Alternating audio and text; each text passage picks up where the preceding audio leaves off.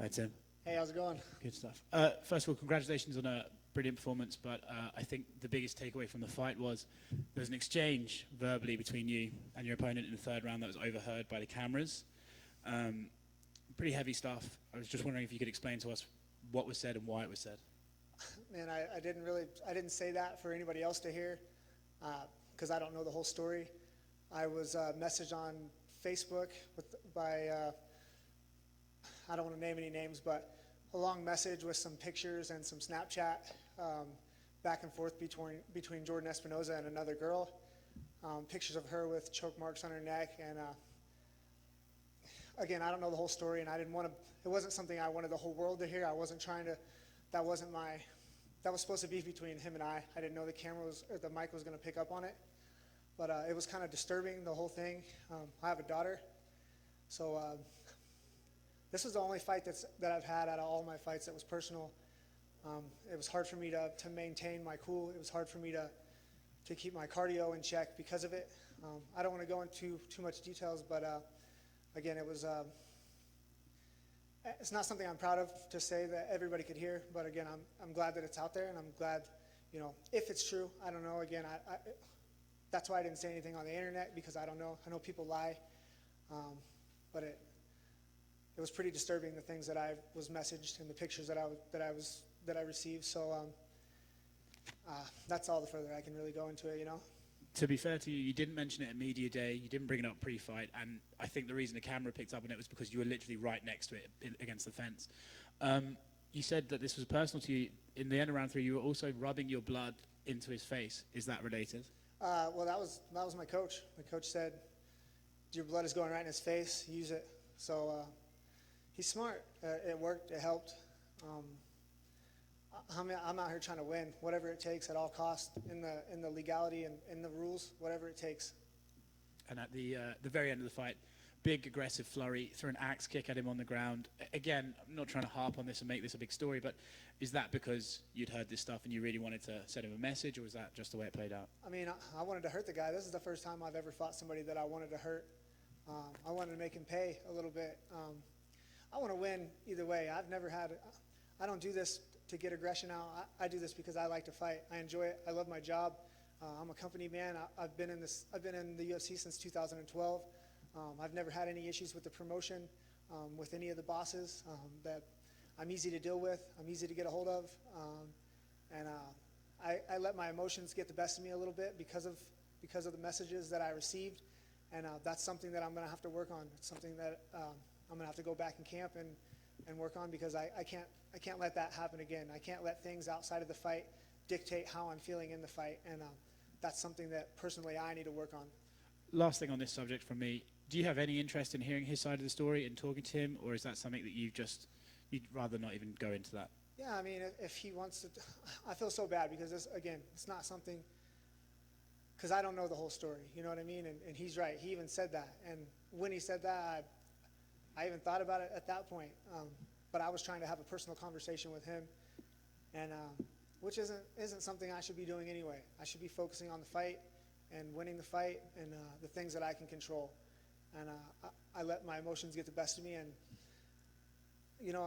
I'm an old dog in this sport, but I still got a lot to learn and a long way to go, and I'm still here, and I'm going to get better, and I'm going to get smarter, and I'm going to keep doing the right things. Moving on from that, it was a very dominant performance. It was a very good performance. Just generally, how do you feel about it? How do you feel that you showed tonight? I want to be happy with the win, but I didn't like the way the fight played out. I didn't like the way that I felt during the fight. But again, I think I'm an emotional guy, man. I could cry right now. I'm away from my daughter, being out here for a week. I love the fighting. I enjoy it so much. To have a negative light put on it because of this, it takes the fun out of it for me. It ruined this fight for me. Is that something you think in the future? I mean, it's such a unique situation, right? So I can't say it's going to happen again, but is that something that you think, if this ever popped up again, you'd be like, oh man, maybe I shouldn't even take this fight. I should avoid incidents like this? No, never that. I'm here to fight. The UFC says this is the guy you're fighting. That's the guy I'm fighting. That's what I'm here to do. I'm here to make money. The reason why I get the fights that I get, and the reason why I've stayed in the promotion, being inconsistent and having 3 losses in a row, is because, like I said, I'm a company man. They know they can call me. They know I'm going to show up and make weight, every time. They know I'm going to come, fight hard every time, no matter what. And I like to be the guy. I like to be the guy that the UFC can rely on, and I want to keep being that guy.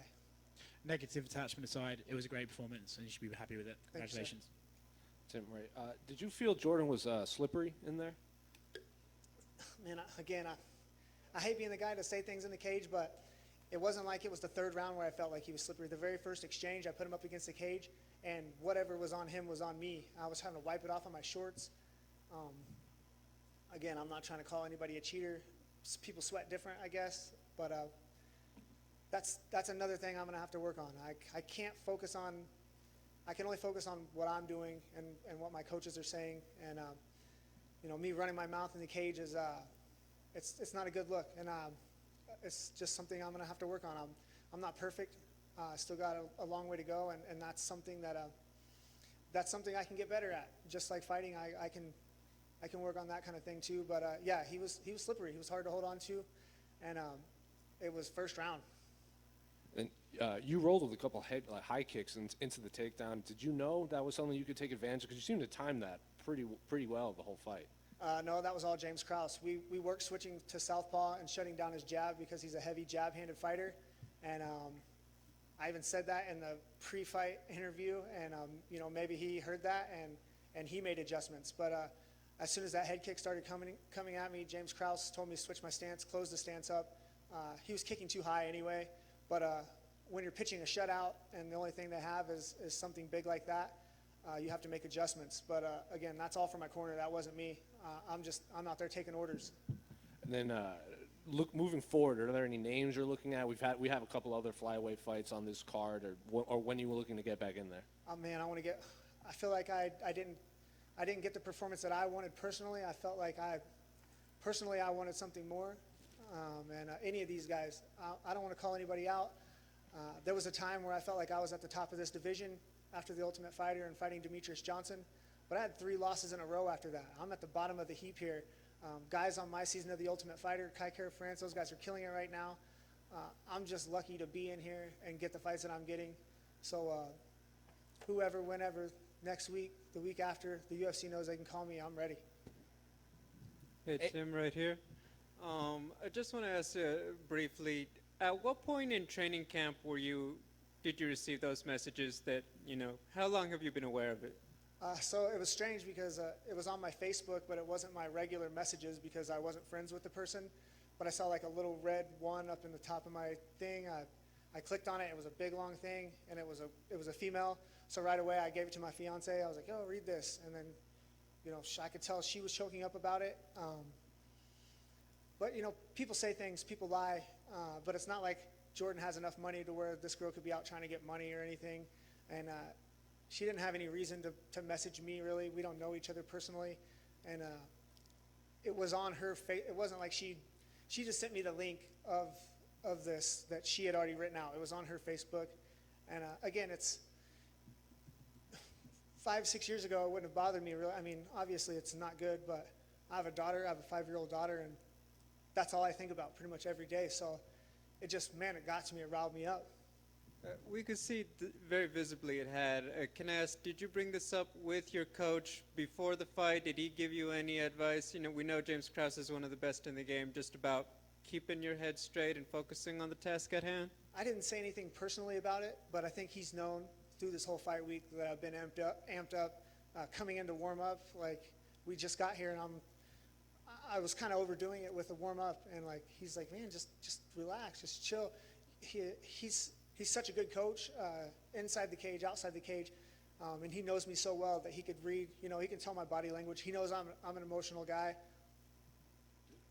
I mean, I wear my heart on my sleeve, so he picked up on it easy, and yeah, he helped me work through it. But I was a little bit agitated through the whole fight, and the good thing about it is that's something that him and I can go back and work on, and make those adjustments to where that thing doesn't happen again. Appreciate it. Thank you. Sir. Hey, Tim, great victory.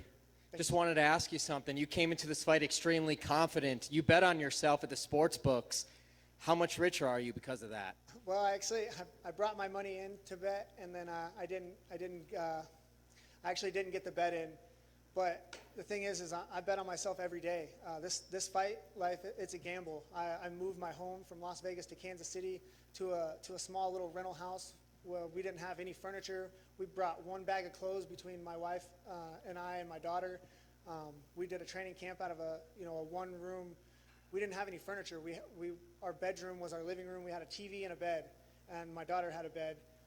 We were looking for a house the whole time in Kansas City, so we bounced from Vegas to a small rental with no furniture, and then during this camp, we found a more permanent home and moved into that and then bought furniture. So this whole camp was really chaotic and inconsistent, but the only real true consistent thing about it was my coaching staff, my wife, and my team. Couple wins in a row. What does the pathway look like to fighting again for that flyweight strap? Man, I used to be the guy like, I want to get this, I want to get that, I used to be a reacher and so end goal oriented, and right now I'm just enjoying the ride. I'm trying to enjoy the process. This is the fun part, like taking the ride as it comes, and I'm not worried about getting the belt or being the champion. Right now I'm trying to enjoy these small moments with my coaches and my family, and man, I'm having the best time. And lastly, does James Krause ever take a day off?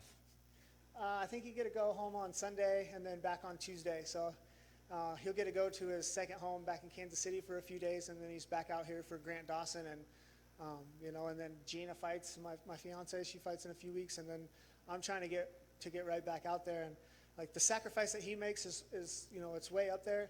But not just him, his wife, Chanel Krause, like, she has to put up with the 15, 20 other guys that he's coaching and being away, like, she's the real trooper. I don't know how she does it. Congrats on the victory. Thanks, sir. Just a couple quick ones. I got to give you props on the use of the fiance and the Facebook. Is that the normal thing? Once you see a random message from a female, is it bringing the fiance to read the message, or did you read it and then you needed a second set of eyes on it? I saw that it was a long thing and that it was something like personal, and I knew it wasn't anything like. I mean, look at me. No girls are throwing themselves at me. So one girl. But I knew it was something personal and private, and I just wanted her to. I mean, she has access to everything in my life. She handles all my finances. Most of my phone calls. Like, I have nothing to hide. She's everything to me. So right away, I knew if it was something important, she would let me know, and like she let me know that it was important. So it was important. And lastly, you had an opponent come in that said that they already knew what you were going to do. They said, "Oh, I already know what the awkward Tim's going to do." I mean, what does it say to have these guys think that they already understand what you're going to bring, but they still can't go out there and stop it? I mean, there's no secrets in this game anymore. The internet's out there, but like the level of training, it's not even level. We're not out there working hard. We're working smart. Like we're finding things and we're harping on those things, and those things are winning fights. And again, I'm 34 years old. I've been in the UFC since 2012, and my fight IQ is getting better every day. And I still got a lot more to go and a lot more to learn, and that's what's making it fun for me again. And that makes me a scary man. Congrats on them. Thanks, sir. Thank you, guys.